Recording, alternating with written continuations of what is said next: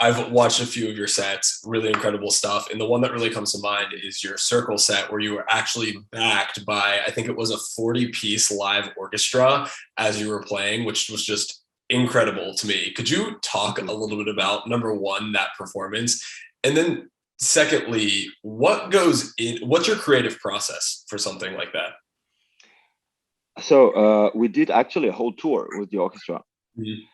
and it was in Europe, and it was huge. It was great. I mean, I loved it, and it was a wonderful experience. And I think that's the ultimate version of my life, and that's really what I want to do this live every day. I mean, that's really what that's my goal to finish doing only lives like that with the orchestra.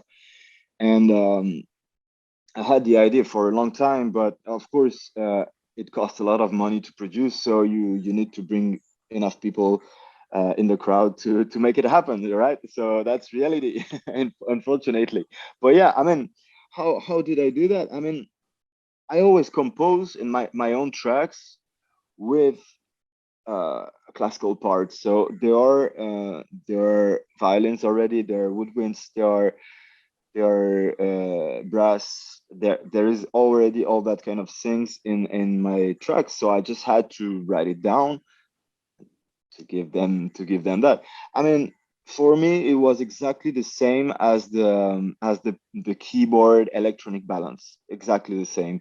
Is that you have two worlds. Of course, every track is composed to be played with all these instruments, so you don't have to really to rethink that. But of course, it's a show, so you need sometimes to have um, let's say beautiful string parts, let's say, and other parts a big drop with only electronic music, and you have to find the right balance, right, to always surprise your crowd and to always keep them interested in your thing. So so it was quite a long job because I did a whole album.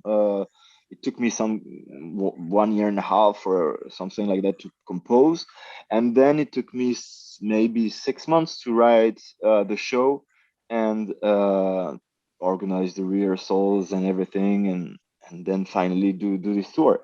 But I'll do it again for sure.